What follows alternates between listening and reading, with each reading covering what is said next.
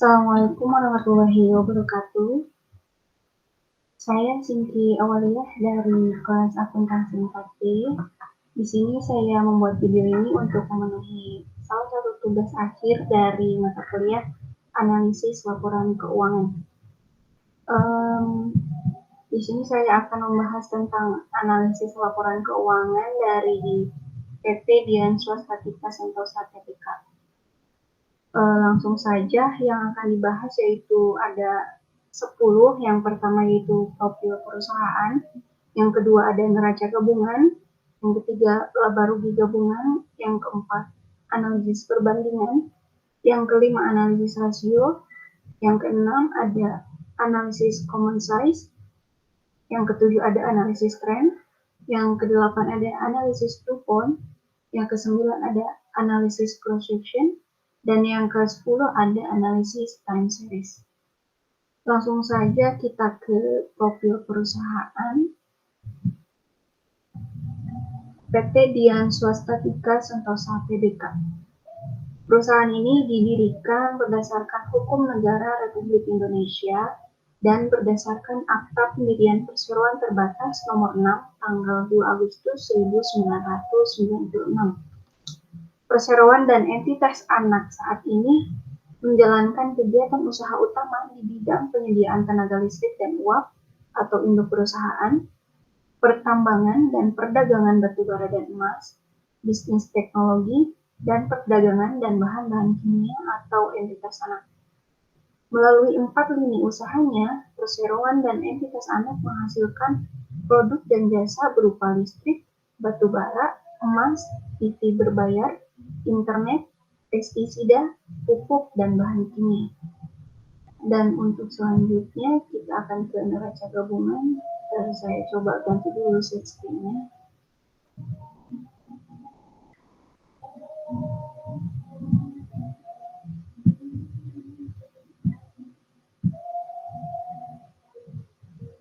Ya, di sini kita yang pertama akan membahas neraca gabungan. Neraca gabungan ini diambil dari laporan posisi keuangan konsolidasian PT Dian Swastatika Sentosa Tbk, yang dimana laporan keuangannya didownload dari website PT terkait. Laporan keuangannya yaitu dari tahun 2016 sampai dengan tahun 2020. Ini yaitu nilai-nilainya atau angka-angkanya yang saya ambil dari laporan keuangan yang sudah download. Langsung saja kita yang berikutnya itu laba rugi gabungan. Laba rugi gabungan juga sama, diambil dari laporan laba rugi yang laporannya didownload dari website PT Dian Swastatika Sentosa Tbk. Ya, dari tahun 2016 sampai dengan tahun 2020. Kemudian yang selanjutnya ada analisis perbandingan. Angka-angkanya ini diisi dari data yang sudah saya dapatkan sebelumnya dari tahun 2016 sampai dengan tahun 2020. Untuk angka-angka ini kita contohkan ya. Contohnya investasi jangka pendek. Investasi jangka pendek. Mohon maaf ya atas.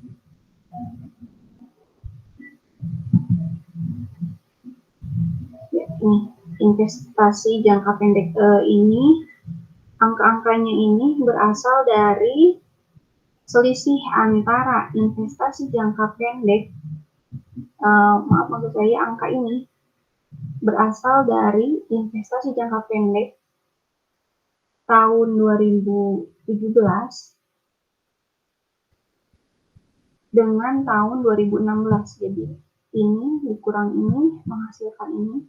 Kemudian untuk persentasenya ini kita ambil dari hasil selisih yang ini kita bagi dengan investasi jangka pendek tahun 2017.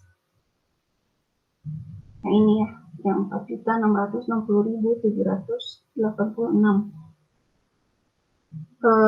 Kemudian untuk yang rasionya ini berasal dari investasi jangka pendek tahun 2017 dibagi dengan investasi jangka pendek 2016 sehingga menghasilkan rasio 1. Begitupun seterusnya, jadi nanti berarti kalau misalkan yang 2018 atas 2016 berarti ininya investasi jangka pendek tahun 2018 dikurangi investasi jangka pendek 2016. Untuk persentasenya berarti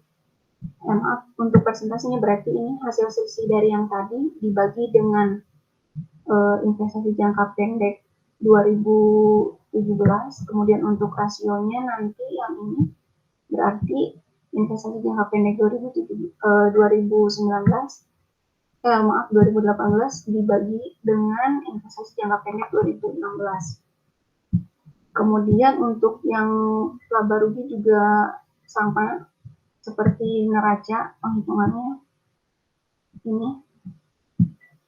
Yang ini kita contohkan misalkan pendapatan usaha. Pendapatan usaha ini berarti angkanya diambil dari yang 2017, pendapatan usaha 2017 dikurangi pendapatan usaha 2016 menghasilkan ini. Persentasinya nanti hasil yang ini dibagi dengan pendapatan usaha 2017. Kemudian untuk rasionya pendapatan usaha 2017 dikurangi pendapatan usaha 2016. Langsung ke yang berikutnya yaitu analisis rasio. Untuk analisis rasio ini di sini ada beberapa rasio. Yang pertama ada rasio likuiditas, yang kedua ada rasio leverage, yang ketiga ada rasio aktivitas, dan yang keempat ada rasio profitabilitas. Untuk yang pertama ada rasio likuiditas. Untuk rasio likuiditas ini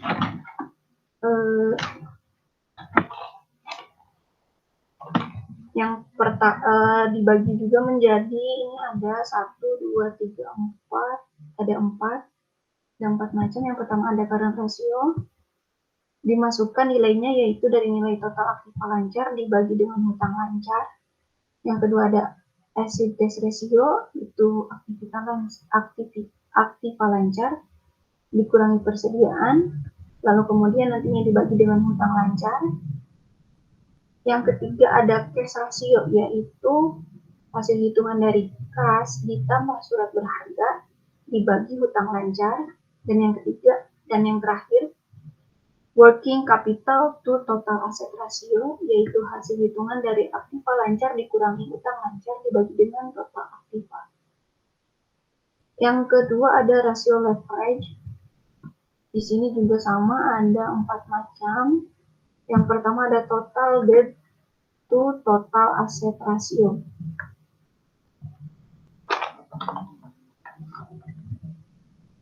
Ini rumusnya total hutang per total aktiva, di mana total hutang itu yaitu jumlah liabilitas dan total aktiva adalah jumlah aset. Jadi jumlah liabilitas dibagi jumlah aset. Kemudian yang kedua total debt to total equity ratio. Rumusnya yaitu total hutang dibagi ekuitas atau jumlah liabilitas dibagi jumlah ekuitas. Terus yang ketiga ada long term debt to total equity ratio. Rumusnya hutang jangka panjang per modal sendiri atau jumlah liabilitas jangka panjang dibagi modal saham ditambah dengan tambahan modal restore. Dan untuk yang keempat, time interest earn ratio. Rumusnya yaitu EBIT dikurangi bunga hutang jangka panjang. Untuk EBIT sendiri itu yaitu laba dari operasi yang dilanjutkan sebelum pajak per bunga hutang jangka panjang atau beban bunga. Untuk yang rasio yang ketiga yaitu ada rasio aktivitas. Untuk yang rasio aktivitas ini ada 6 macam. Yang pertama ada total asset turnover, yaitu penjualan dibagi total aktiva. Yang kedua ada receivable turnover, rumusnya penjualan dibagi piutang. Yang ketiga ada average collection inventory, rumusnya piutang per penjualan dikali 360. Yang keempat ada inventory turnover, rumusnya harga pokok persediaan dibagi persediaan. Yang kelima average days inventory, rumusnya persediaan dikali 360 per harga pokok persediaan. Dan yang keenam ada working capital turnover, rumusnya penjualan bersih dibagi aktiva lancar dikurangi hutang lancar. Dan kemudian rasio yang terakhir yaitu ada rasio profitabilitas. Di sini rasio profitabilitas ada 1, 2, 3, 4, 5, 6, 7, ada 7 macam. Yang pertama ada gross profit margin atau GPM, rumusnya laba kotor per penjualan. Yang kedua ada profit margin, rumusnya yaitu EBIT per penjualan dikali 100%. Yang ketiga ada net profit margin atau NPM, rumusnya EAT per penjualan dikali 100%.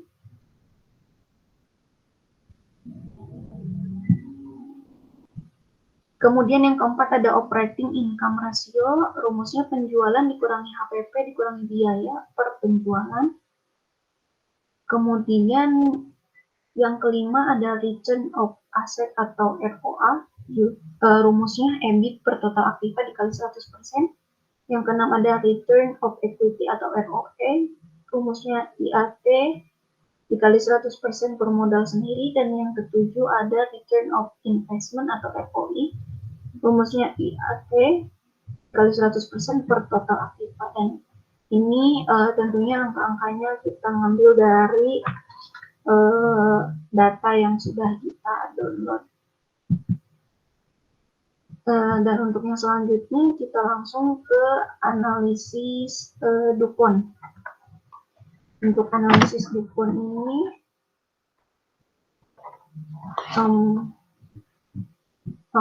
maksud saya sekarang kita ke analisis common size terlebih dahulu. Untuk analisis common size ini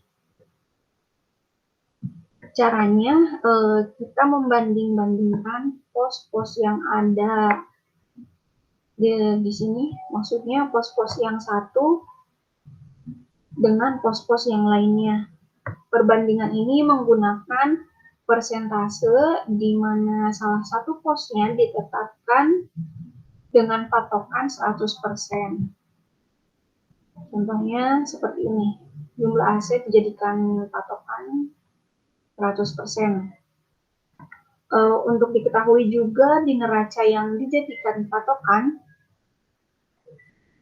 yaitu di neraca yang dijadikan patokan adalah jumlah aset ini, jumlah aset 100%, kemudian jumlah liabilitas dan ekuitasnya ini 100%.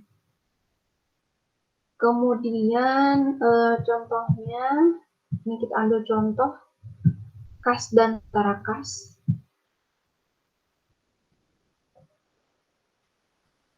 Ini ya.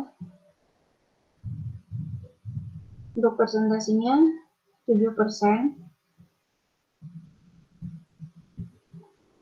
Kemudian untuk laba rugi, kalau untuk laporan laba rugi dan komprehensif lainnya yang dijadikan patokan itu penjualan neto. Penjualan neto yang ini atau pendapatan usaha. Yang nantinya untuk maksudnya patokan penjualan neto ini untuk di perusahaan atau PT Dian Swasta Sentosa Tbk. Kemudian selanjutnya ke analisis tren. Analisis tren ini di sini saya menggunakan cara yang tahun 2016 sebagai tahun dasar, maka pos-pos di tahun 2016 ini presentasinya 100%, yang ini 2016 100% semua karena dijadikan sebagai tahun dasar. Jadi nanti untuk yang analisis tahun 2017 sampai dengan tahun 2020 itu dibandingkan dengan tahun 2016.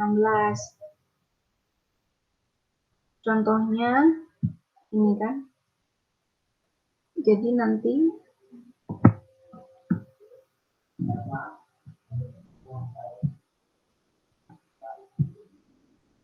ini yang tahun 2017 ini contohnya, misalkan kas dan setara kas tahun 2017 itu menganalisis trennya, berarti di kolom ini adalah membandingkan kas dan setara kas tahun 2017 dibagi dengan kas dan setara kas tahun 2016 sehingga menghasilkan angka yang ini 168%. Dan untuk yang laporan laba rugi juga sama. Di sini saya menggunakan yang tahun 2016-nya dijadikan sebagai tahun dasar. Kemudian setelah itu ada analisis DuPont. Analisis DuPont ini di sini bisa kita lihat ini data ini bisa dipindahkan dari laporan keuangan. Nanti ini dilihat, tinggal dipindahkan, maksudnya dari laporan keuangan penjualannya berapa, kemudian harga pokoknya berapa, biaya operasinya dia berapa, pajaknya berapa, yang nantinya akan menghasilkan earning after tax. Lalu dibandingkan dengan penjualan, sehingga akan menghasilkan net profit. Net profit margin. Lalu kita pindahkan juga nih nilai aset lancar dari laporan keuangan. Kemudian yang nantinya aset lancar dan aset tetap dipindahkan nilainya dari laporan keuangan yang nantinya akan menghasilkan aset turnover. Ini yang hasilnya nanti ini. Kemudian net profit.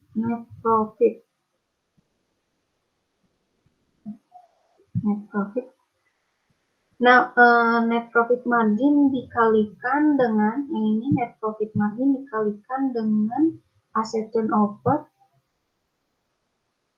lalu kemudian menghasilkan ROI yang ini. Kemudian utang lancar ditambah dengan utang panjang. Utang jangka panjang maksud saya akan menjadi total liabilitas. Total liabilitas yang akan dihitung, lalu modal dipindahkan dari jumlah ekuitas yang tertera pada laporan keuangan, lalu ditambahkan dengan total liabilitas, yang ini total liabilitas ditambah dengan modal.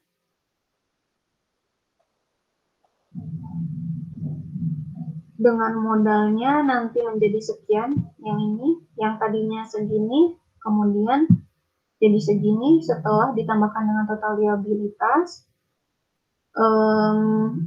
lalu ditambahkan nanti dengan stakeholdernya yang ini, nanti akan menjadi equity multiplier yang ini hasilnya. Setelah ditambahkan ini, ditambah ini akan menghasilkan equity multiplier. Nah, ROI yang ini nanti dikalikan dengan equity multiplier, lalu kemudian akan menghasilkan ROE yang hasilnya yaitu 78%. Ini ROE tahun 2016, kemudian ini ROE tahun 2017, ini tahun 2018, 2019, dan yang ini ROE tahun 2020. Untuk selanjutnya lagi, kita langsung ke analisis projection.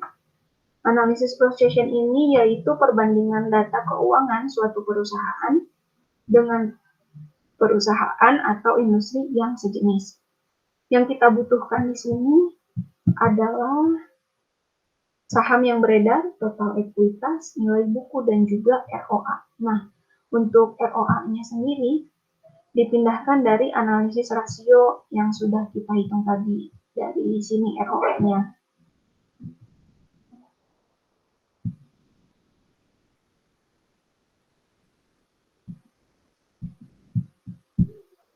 Setelah kita ambil ROA-nya dari analisis rasio,